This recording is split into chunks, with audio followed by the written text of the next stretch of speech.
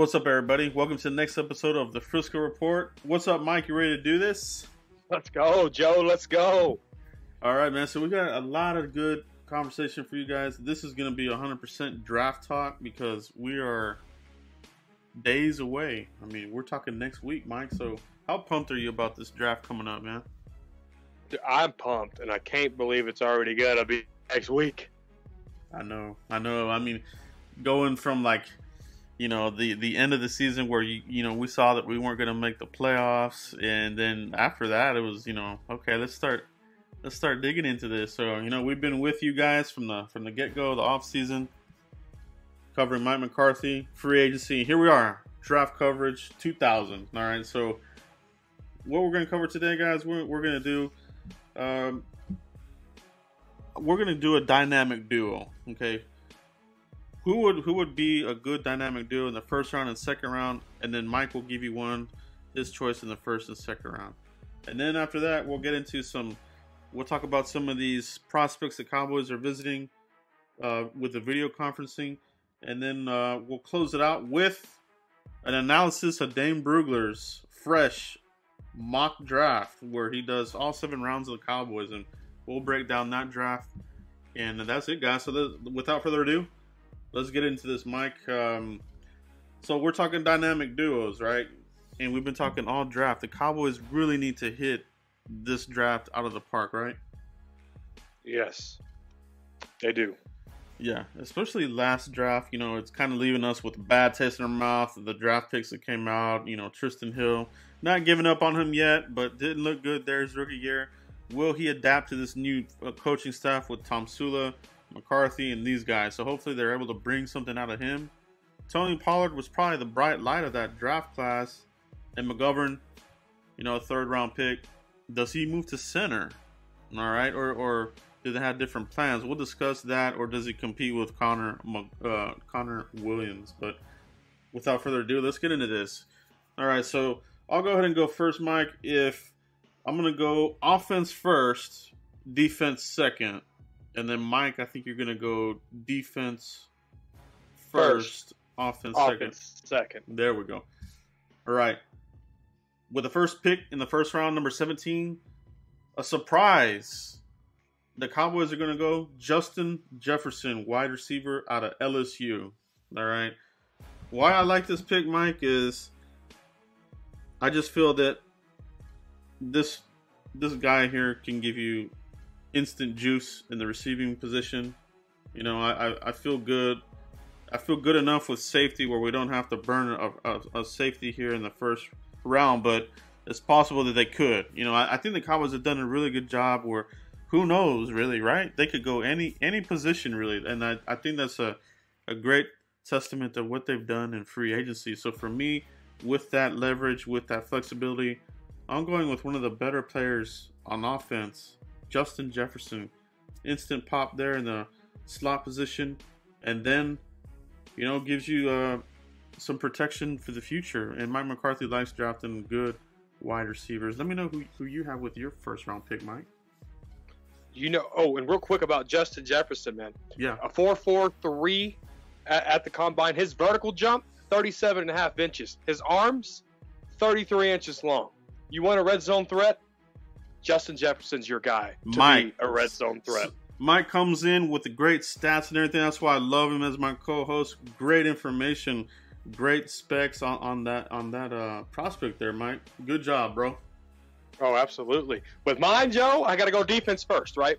So I'm going with my pet cat. And everyone that's been keeping up with the show, you know who my pet cat is. Alabama's product, Xavier McKinney, all right? 4'6", a little sluggish there. You kind of want him a little faster, but that's okay because guess where he's going to be? Covering tight ends, tackling running backs, playing in the box, covering high. That's okay. Xavier McKinney with that 4.6 speed, Joe, I'm telling you, this is what the defense needs right there, right now. I like it, man. I like that pick, and it's definitely an option. They have interest in McKinney, and it's like we keep saying, the leverage, it's there. Like the Cowboys can go almost any position, right? Probably. Exactly. I love that too, man. With the second round, I'm going defense now. Okay, I just picked up Justin Jefferson to give us that juice there on offense. And I'm going to turn around here in the second round and get the defensive player, Trayvon Diggs, another Bama product here. Cowboys have interest. He's kind of a ball hawk, you know. Out of some of these guys that they're talking about, you know, whether it's Fulton, Gladney, or these other guys, Trayvon Diggs actually does get the ball. He will go and jump a route. He will look for the ball and try to make some interceptions. So I like that stat, you know, for his this current season that they just finished for Bama. And you know, I like him there. You know, some have him going anywhere from the first to the mid of the second. So for me, I'm going Trayvon Diggs to shore up that other position opposite Cheeto Awuzie. Got him here for a couple of years now. Let's go to work. Can't go wrong with Trayvon Diggs there. 6'1", 205, just a stud. Like you said, those 9 3/8 inch hands can snag the ball. Joe, my offensive player in the second round, Michael Pittman, wide receiver, USC. You know, I talked about Jefferson's high vertical jump and hands. Pittman's just slightly under that, 36.5 vertical and 32.5 arm length. But guess what, Joe? You know what that still tells me? Red zone threat. 4.5.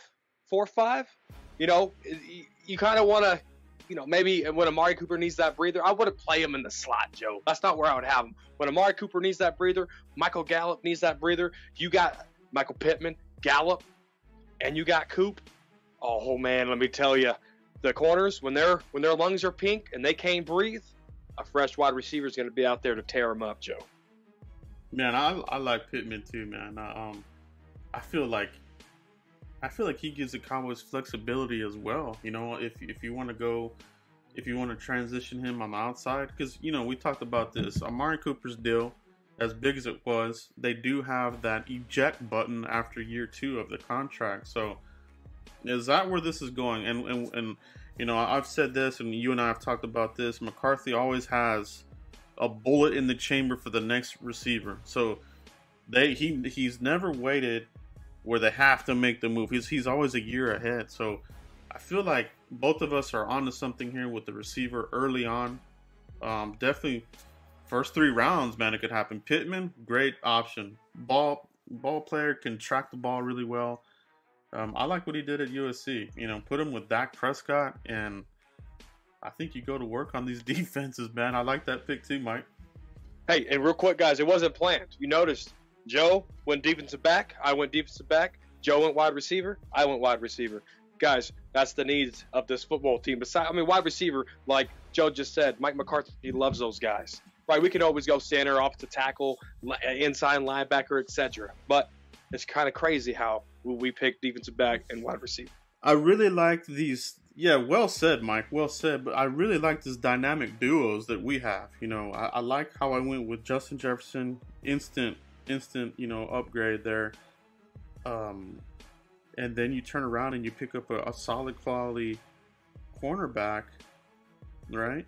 And then you pick, you address safety with a hell of a player. Strong safety at that. Strong People forget safety. Grant Delpit plays free safety. People forget that. Yeah.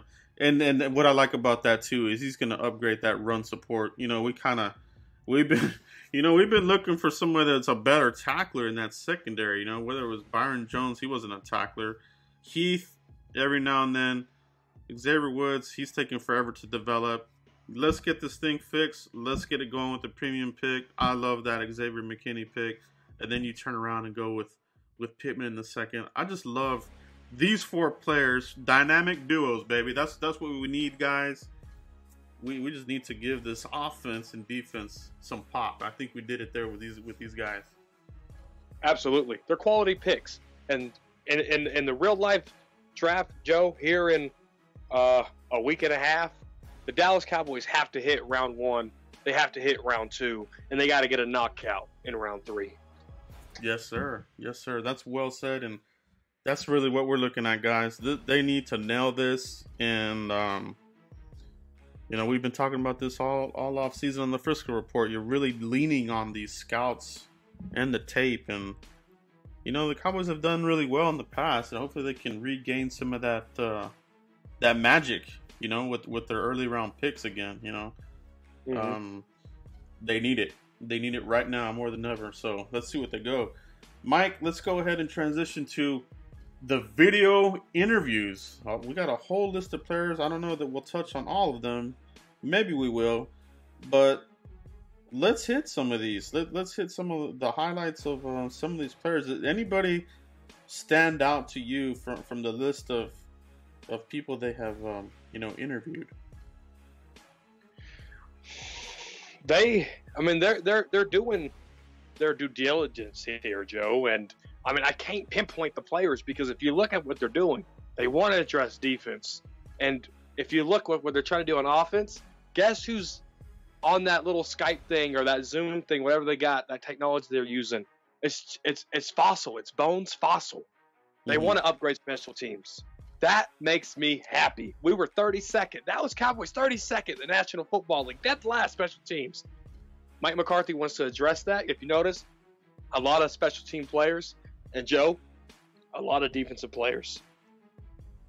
Yeah, a lot of defensive players, and that's really when you go back and look, the offense did its thing, but the defense just could not hold it down. They took 2 or 3 steps backwards last season. The year before they had their moments, but they played better the year before. This year, and I think a big part of that too was, just the defensive tackle upgrades were not enough.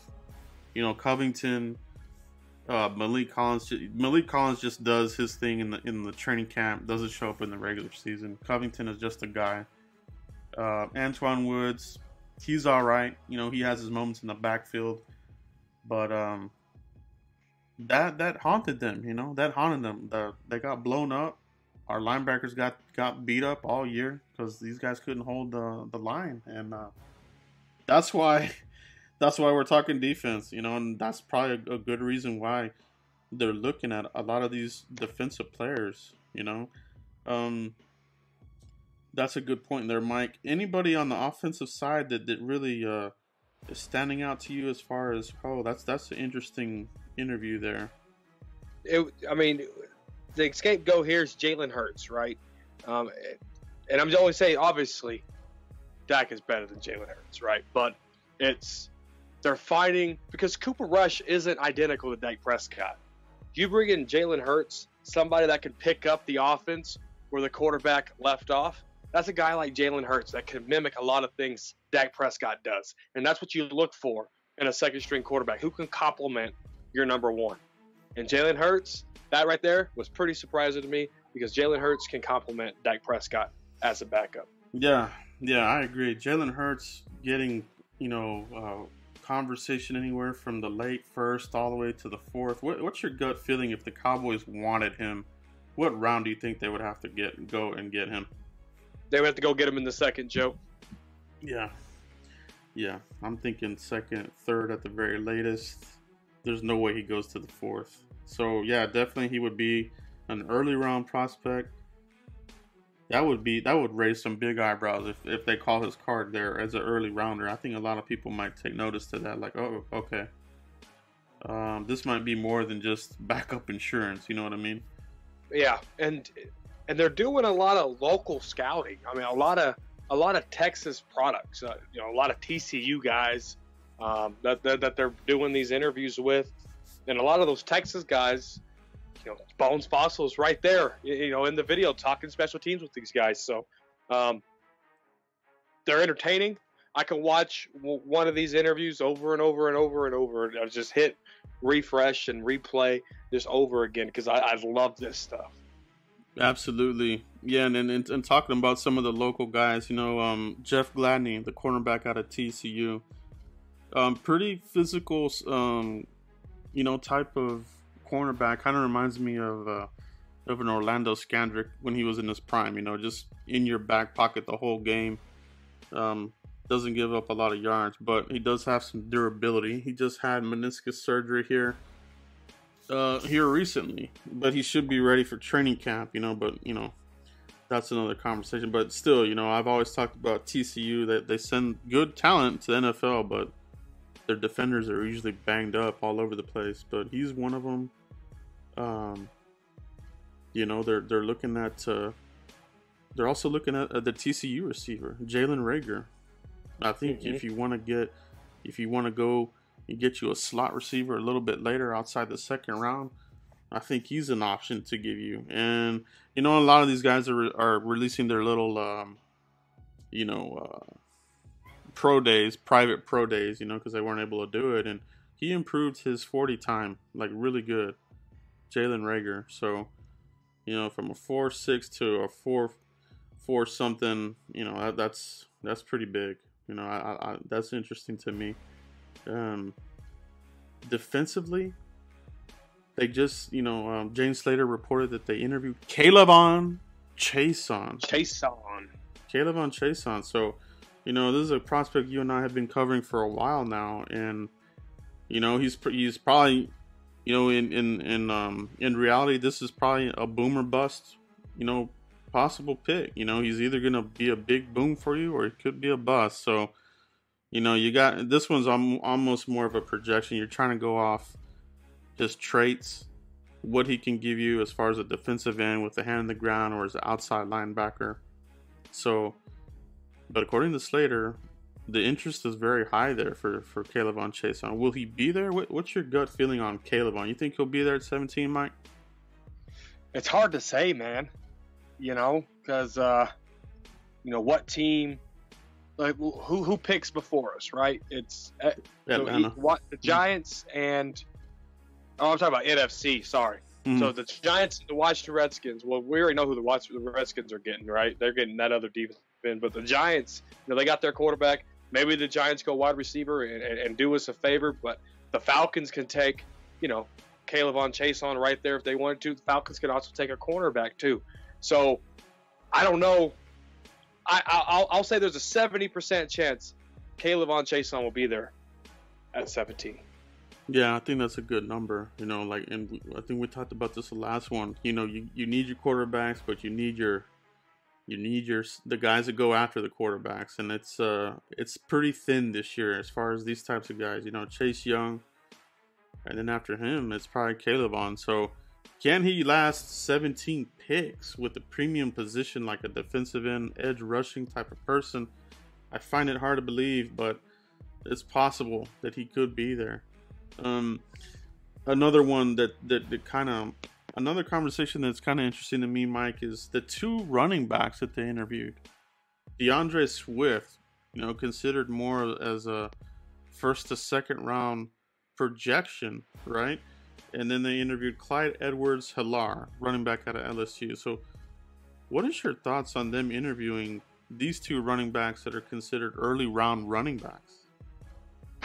It's interesting, you know, I wonder what, maybe the Cowboys already got calls about Tony Pollard or something, or maybe they want to move up in the first round, and maybe they do away with Tony Pollard, and you know they're doing something here to protect themselves and give Zeke a liable backup, you know, because it's the NFL. There's a business to this. No player is safe, especially with the new coaching staff. Why, Joe? Because the coaches are going to want to bring in their own guys. And so that could happen, you know. Yeah, they're probably, you know, doing their scouting and interviewing these guys, like, you know, what kind of players they are, because our division rivals could easily draft these guys too. And so whenever you're game planning and these guys are the starters, right, like Saquon Barkley's out or something, then okay, we have our scouting report here. He likes, this is weakness, this is strength. We weren't going to draft him. We missed out, but we know how to play against this guy. That could be another thing, but is Tony Pollard really safe? Only draft day will tell us. Yeah, I think it's an interesting conversation. Another angle that I'm kind of looking at, kind of considering, is Mike McCarthy has been known to move players around their positions. You know, he had the that one wide receiver that he turned into a running back for the Packers. Do you remember that guy's name? I'm trying to remember what his name was. Montgomery? Yeah, Ty Montgomery. That's right. Yeah, Ty Montgomery was a wide receiver. Came out of Stanford, I believe. Good punt returner, return game specialist, a special teamer. They turned him into a running back. I'm wondering if this is going to be. I wonder if they're having the conversation of turning Tony Pollard into a slot receiver.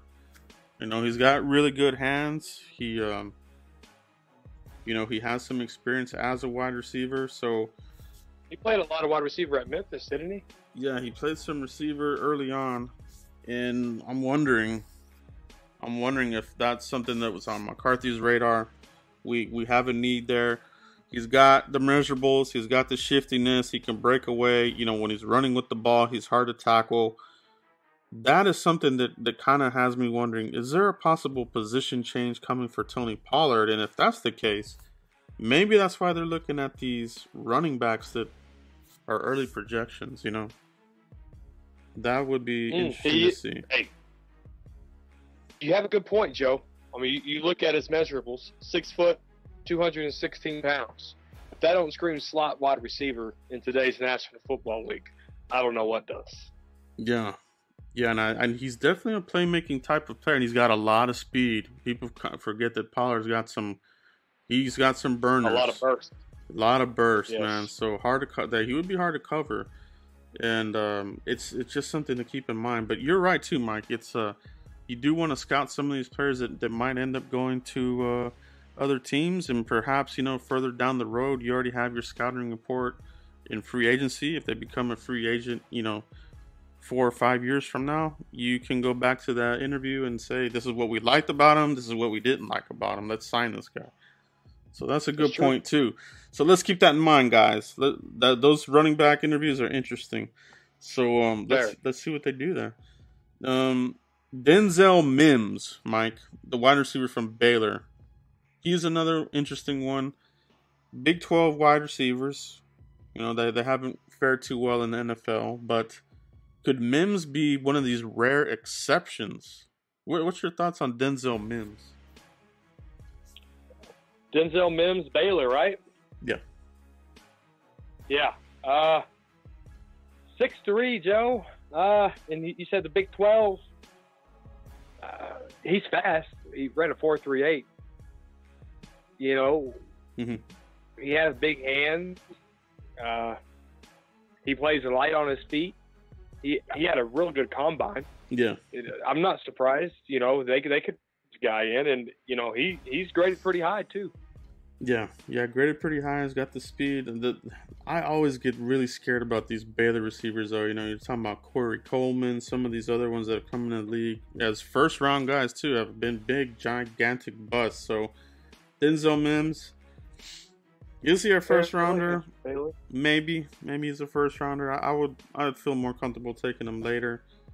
Does have some drops as well. So, I almost feel like he would be almost like another Terrence Williams, probably a little bit better than Terrence Williams, but you know, it's kind of scary to me, you know.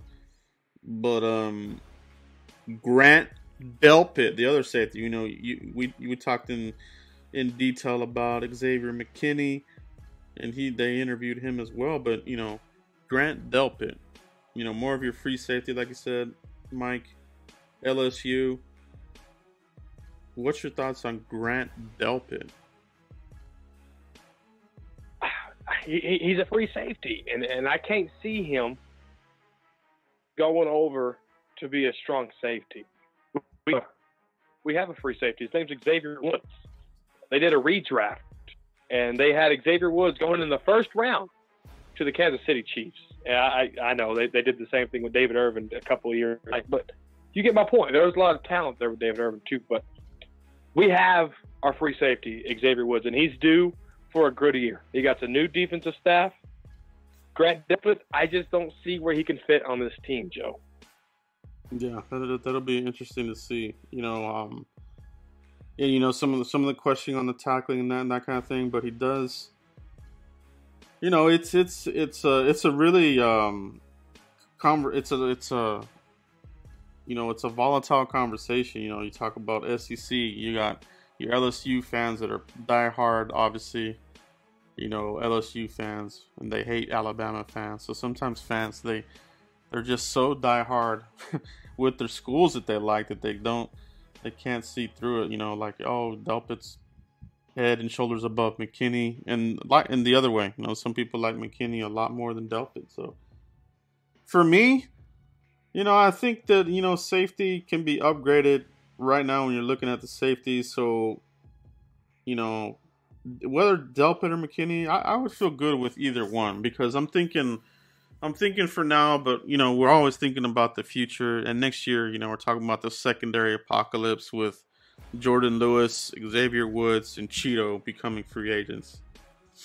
You have to think that of those three, they're probably only going to be able to afford one of those guys. So who are going to be the other two odd man out? So I think in this draft, you got to find those players. I think you got to get yourself a corner and maybe two corners. You know what I mean? And throw in safety. Yeah.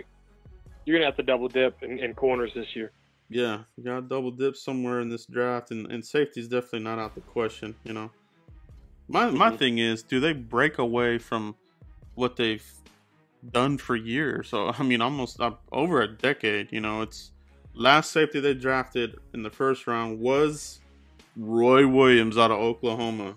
So will they break that drought? That's a big drought for the Cowboys. It's right there with defensive tackle and quarterback. They got to do something, because, like you said, just 10 years under Jason Garrett, 5 years, 6 years under Rod Marinelli. Look at where the defense gone. They invested zero, really, equity, and if they did, they became bust. Charles Tappers, potentially Tristan Hill. Mm-hmm. Byron Jones was a first round pick. He's already gone. You know what I mean? Yeah. You have to invest in the defense, and I'm with you, Joe. After hearing what you just said, next year there's free agents. You already named them. If Grant Delpit can come in here, maybe slide in for an Xavier Woods, because the money he's getting might be Byron Jones money. Who knows? I don't know. Mm-hmm. But we have insurance there. Absolutely, man. Absolutely. And it's one of those things too where, like you said, we've gone through this road, with Wade Phillips and Jason Garrett ignoring the safety. Isn't it time to reevaluate and say, okay, maybe we do need to go and get us a baller safety. Maybe we do need to get a defensive tackle here earlier than the dang third round, who nobody knew about until 2 weeks out of the draft. So, it's one of those things where do they stick to being the same old, or does Mike McCarthy give them a different perspective? Do they look at the analytics more? Because we're talking about Mike McCarthy was a big analytics guy. Had his own team there. Has a lot of background in this. He started as an analytics person for the 49ers, Joe Montana, Bill Walsh. So this guy has been trained by the best. You're talking about doing an internship. It doesn't get better than Bill Walsh and Joe Montana. So analytics, how does it figure into this draft? Does it help out? Do we take different looks at these players? And I think, Mike, if you're looking at a lot of these players, a lot of these guys are SEC. They're looking at a lot of SEC players, I do. That's interesting to me too. So, and what I was just looking at too was, you look at the interior. I think they feel confident with Poe and Woods and McCoy and maybe Tyron Crawford. If you look, they're really not looking in an interior D line here. Yeah, that doesn't look like it's on the radar early anyway. But some of these, they did look at Raekwon Davis, the defensive tackle out of Alabama, but he's more of I think like a third rounder for me. He could go earlier, but I think I have him there at the third and fourth round. So maybe they do look at defensive tackle, but probably more in the mid rounders. I think they still have that, that thing where they don't put a lot of attention on defensive tackles in the draft. I feel like they're just still stuck in that mode, Mm-hmm. Mm-hmm. unless there's a Javon Kinlaw, and who knows if they even like him. I think the knee tendonitis scares a lot of people, and that might be a guy that's there. And I can just imagine Cowboys fans. There's Javon Kinlaw, 17. Let's get this guy. The Cowboys, knowing how they are, I could see them passing on him and going some other route. And Cowboys fans hating the world for a couple of weeks until they calm down. You know what I mean? Yeah. So let's keep that in mind too.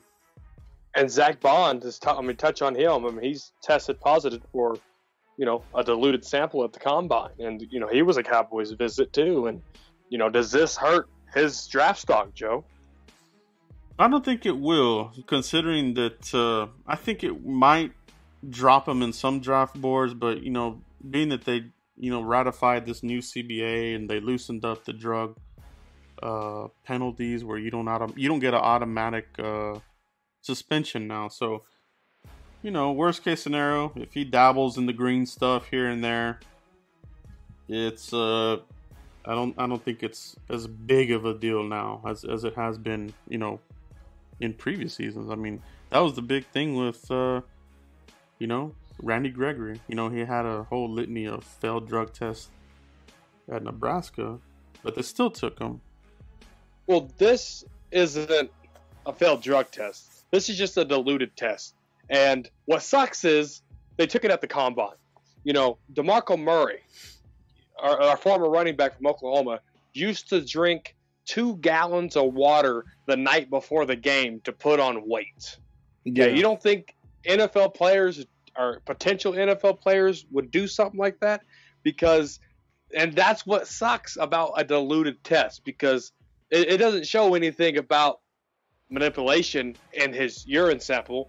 All it is was, man, this man was really hydrated. That's all it means. Yeah. We're talking semantics. Really, at the end of the day, that's what it is. It's more of a. I think with some people, it's more of an inference. Like this is inferred that he was trying to get around something. But yeah, I really don't think it's a big deal. He doesn't even have like a track record of being suspended. There at Wisconsin for these types of things. So.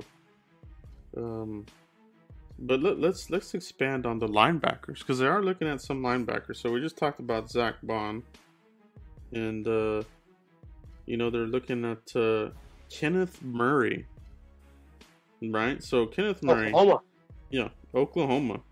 Met with him at the combine. He was gonna be. They had already scheduled him for a pre-draft on-site visit, so the interest was high there, and they just did the video interview with him. So what's your thoughts on these guys looking at linebackers that might go early? We're talking about Zach Bond, Kenneth Murray. What are they doing here, Mike?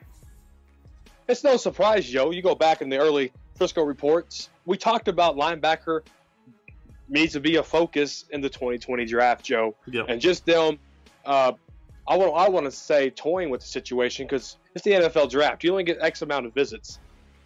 Actually exploring this opportunity that we've already talked about, it's no surprise to us. Yeah. You look at Leighton Vander Esch's health. He tweeted something, hey, I'm ready to go pack the Wolves up, or whatever he said. But talk is cheap. You got to be able to show me. Jaylen Smith coming off his best year since being a Cowboy, got his extension. I expect great things out of Jaylen Smith. But if you look at everybody else, Sean Lee, Jay March, Joe Thomas, 1-year deals.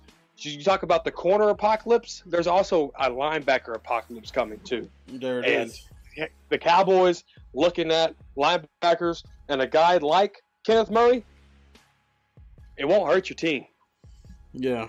No, and that's a very good point, to give everybody a refresher on what we've been talking about here for a couple of weeks. The 1-year deal, everything points to, that position needing some attention. So it's not a surprise, he is an early. Kenneth Murray, of the linebackers they visited, they have him projected anywhere from 18 to 25 or whatever. So he's right there. He's right there in the kill zone for the Cowboys. If they want to take him, they can. Could it be chum in the water? That's the other angle, too.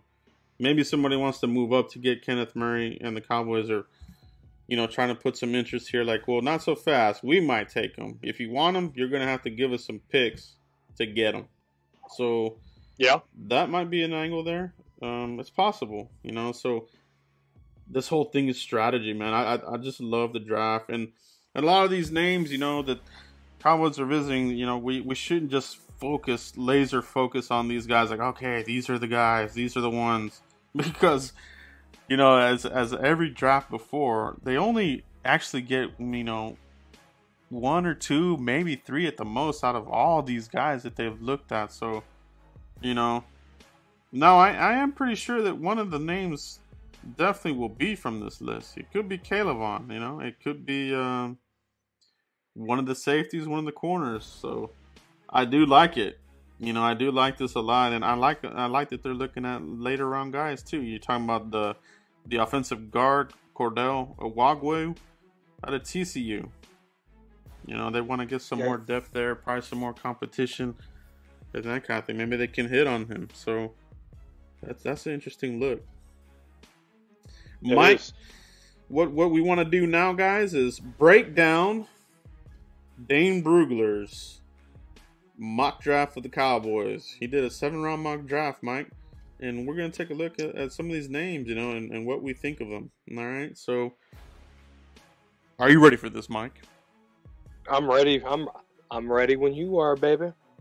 Listeners, subscribers, followers, are you ready for this? We're ready. That's what I thought. So let's get right into this, Mike. So 7 rounds here. We have two 5th-round picks. The 179, that's our comp pick. We don't have a 6th-round pick this year, but we do have the 7th rounder. So right, Dane Brugler is regarded as one of the more consistent and well-regarded, draft analysts in the game right now. So I subscribe to him and I follow him, religiously, and I get a lot of my pointers from him. I've actually learned a lot from Dane Brugler in analyzing a lot of prospects, and when he puts out these mock drafts here as we get closer, I pay attention to him. So let's look at this list here. In the 1st round, Mike, he goes cornerback Trayvon Diggs. All right, he's got him going 17 to the Cowboys. We talked about our dynamic duo. I had him at 51. I think that's kind of where Trayvon Diggs is kind of projected right now as a 1-2. So he has him here at 17, Trayvon Diggs. What do you think about getting Trayvon Diggs at 17? No surprise. No surprise at all. He's a graded high corner in this year's draft. He has a lot of strengths. One thing he can do is he can return punts and kickoffs, Joe. Cowboys lack in the special teams. So you talk about multi-use players, right? A Swiss Army knife. He can corner. He might be able to take a punt back for a 6. You better believe it. I'm all for it. Yeah. I wouldn't be mad at the pick either, man. We do need corner. It's a need. I think you got to address the cornerback here in one of these early rounds. So yeah, I'm good with that one there too. That I wouldn't mind it. Let's see who else is off the board at the time, but good quality player.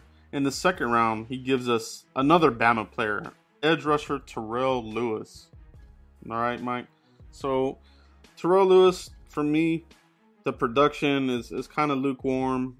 He kind of reminds me a lot of some of these other Alabama defensive ends that have come out here in recent years, where you're trying to hit on one of these guys, but they end up just being kind of okay as a rotational defensive end. I think that's where Terrell Lewis is at. I think he's got some upside, but he's got to learn some more tools. I think he's just got a few moves.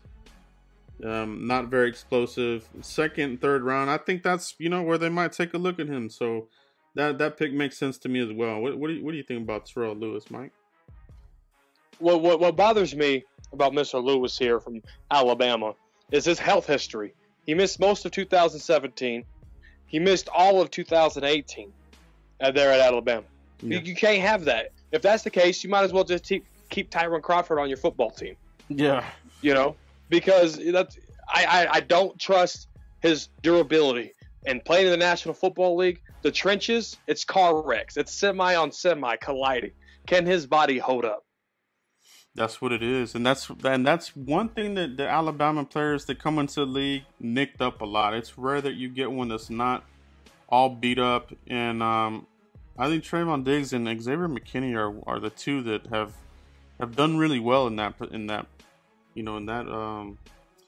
department. But yeah, man, Terrell Lewis, he's like these other ones that come in the league. Their other defensive linemen, their edge guys are beat up, shoulder, knee, ankle, that kind of thing. So good point there, Mike. Moving on to the third round, Dane Brugler's got us going to one of my favorite linebackers in this draft class, Logan Wilson, linebacker out of Wyoming. What's your thoughts on Logan Wilson, Mike?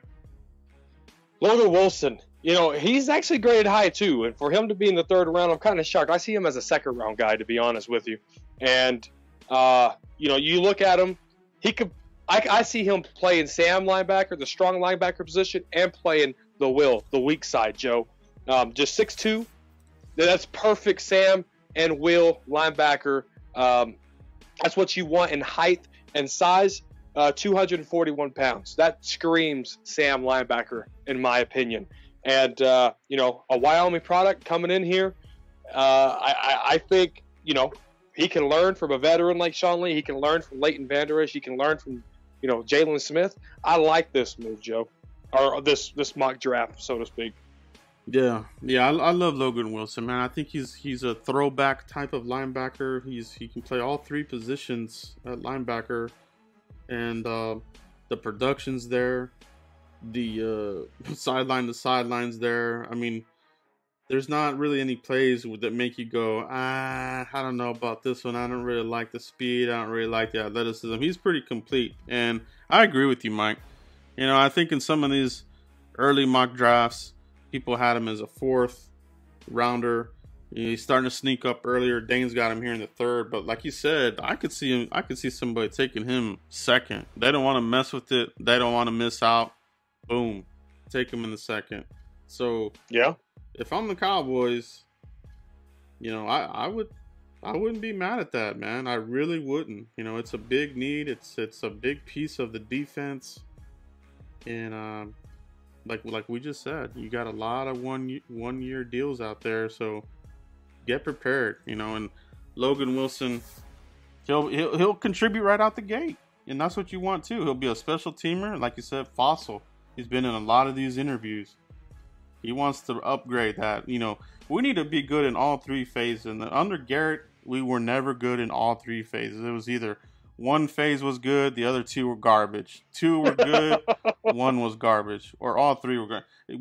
Under Garrett, we never had good, consistent play in all three phases. So he helps out in all regards. I love that pick there, Mike. I really do. I do too.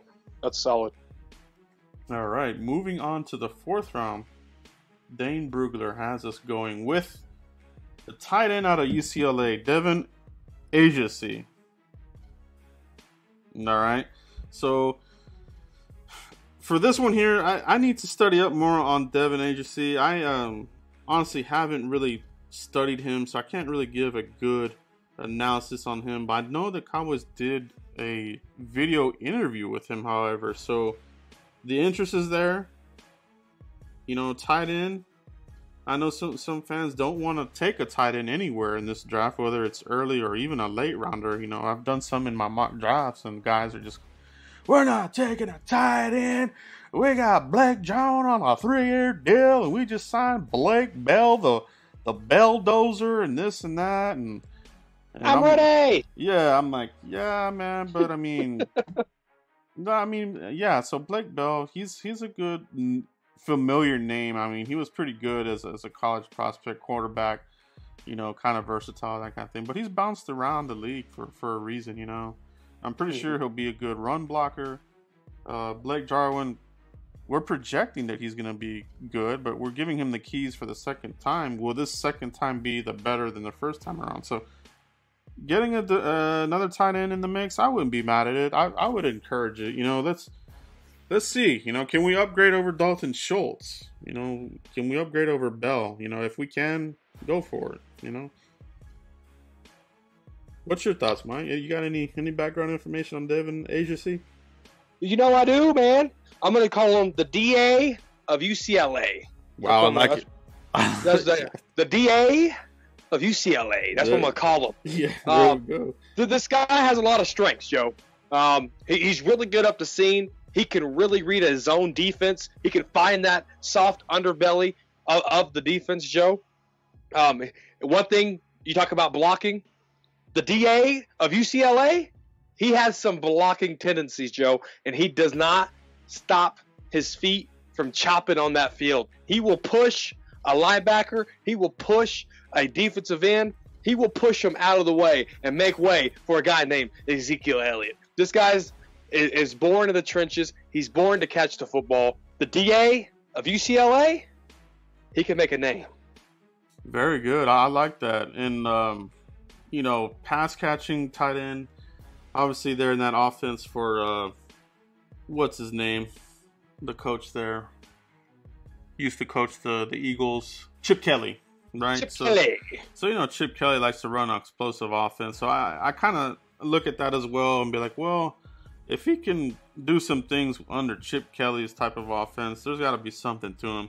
And like you just covered, that's pretty well-rounded, right? It's pretty well-rounded. So, 4th round, David Najacy, DA out of UCLA. Not bad, man. Not bad. All right.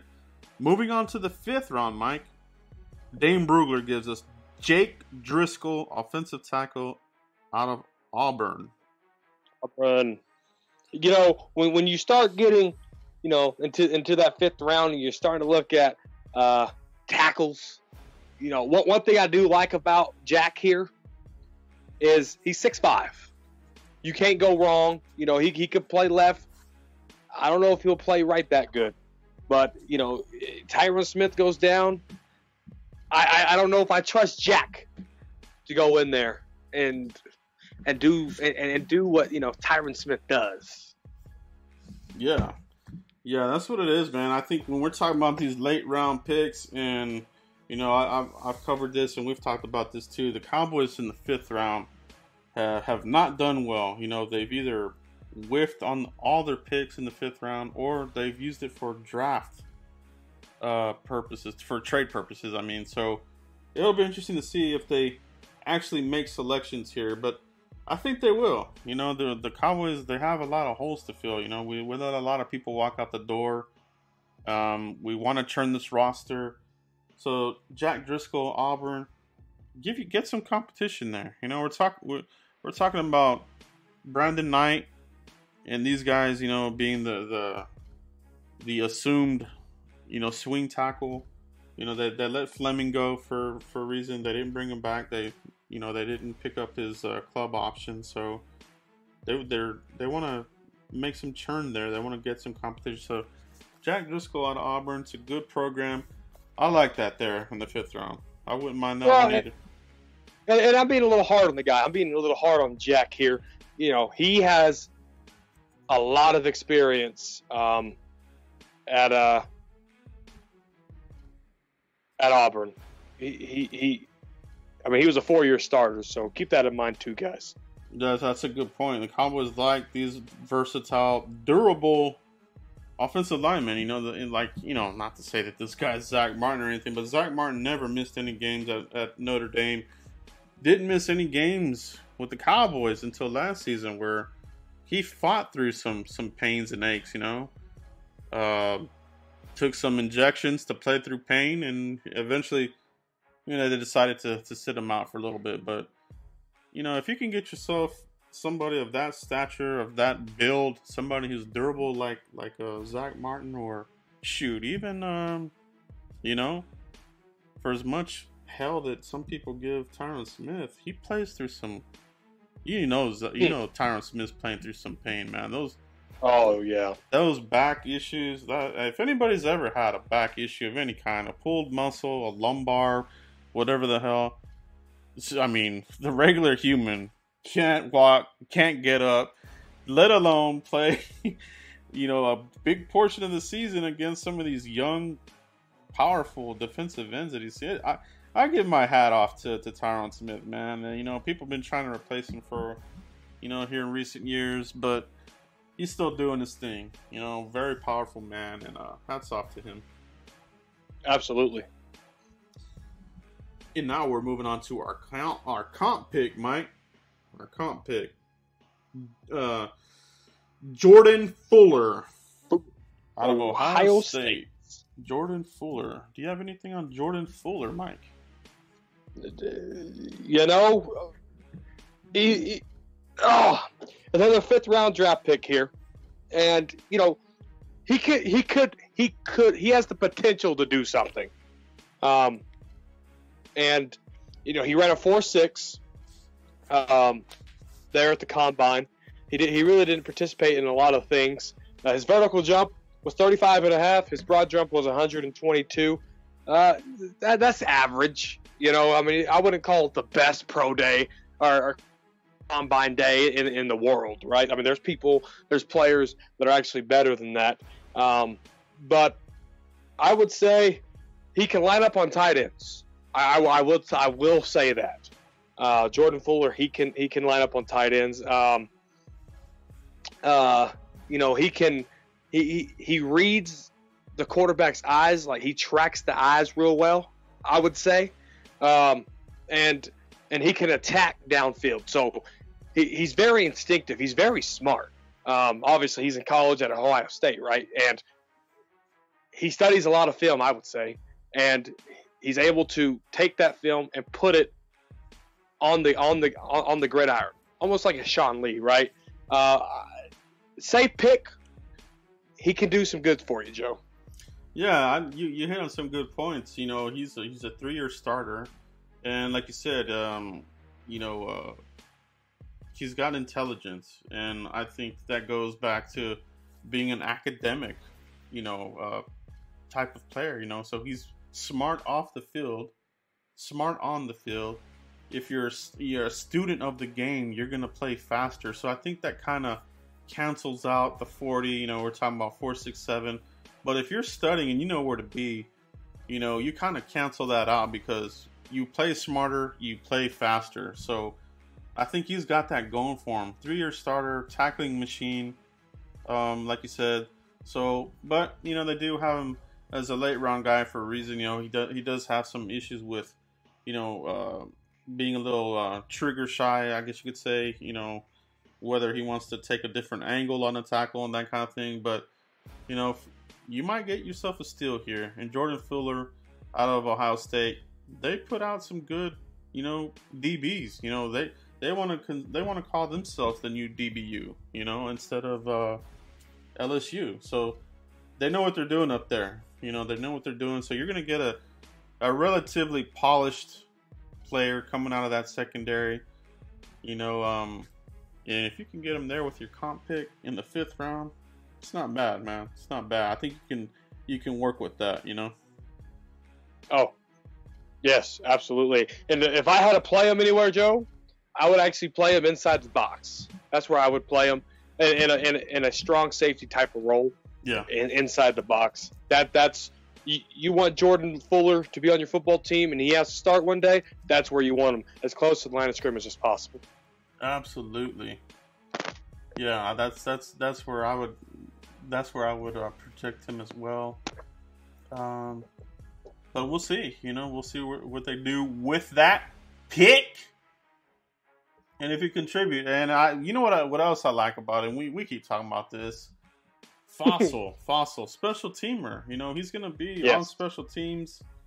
He could be your next Jeff Heath. You never know. So, and if he's smart, like we're saying, all American, all academic, he's gonna know where to be. And I do like that. I really, really do like that. I think the Cowboys need to draft more players like that.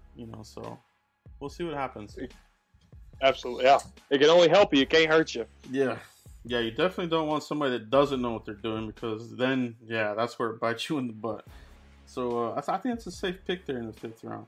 In the 7th round, Dane Brugler gives us offensive guard Cordell Uwagwe out of TCU. We kind of touched on him. he gives it to us here in the 7th round, and I think that's kind of where he's being projected as a 7th round or a priority undrafted free agent. Does have some durability issues, and that's something that we kind of talked about with Driscoll not having. This player does have durability issues. So, any background information you have on Cordell, Mike? Yeah, Cordell. I'm gonna call him CI. Watching, the little bit of film that I could find on him, when he gets bull rushed, or if the end or the nose tackle has that first twitch on him, he cannot recover.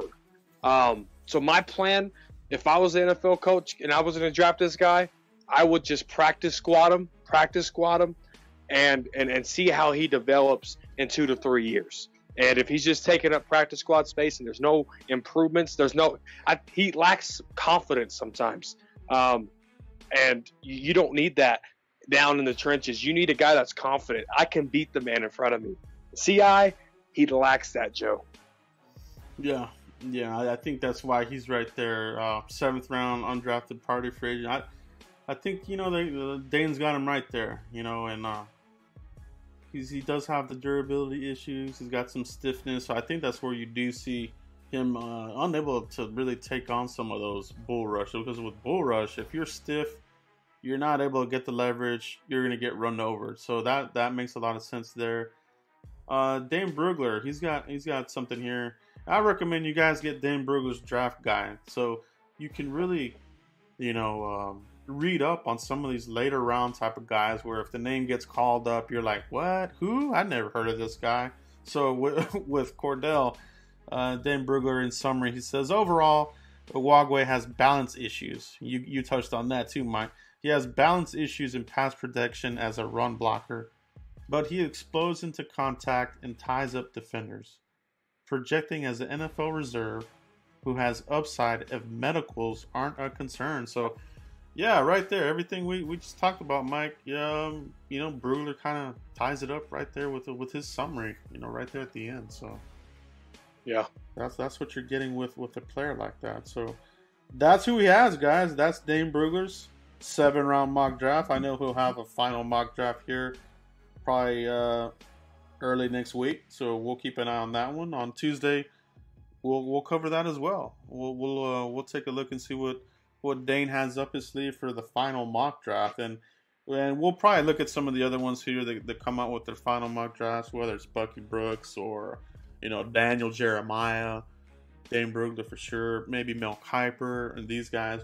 Tuesday is going to be an amazing mock draft extravaganza. So make sure you come back on next Tuesday, guys, for that one. But anything else you want to touch on, Mike, before we call it a show here? No, I'm ready for next Tuesday, because that means 2 more days until the draft, Joe. Yes, indeed. So, man, I'm really proud, Mike, the work we've done here in the off season. We've covered it all. We've covered this, all the drama that comes with being a Cowboys fan. We're talking about Jason Garrett not leaving, still coming to work. They finally give him the boot. Who is they going to bring in here? You had all the crazy names.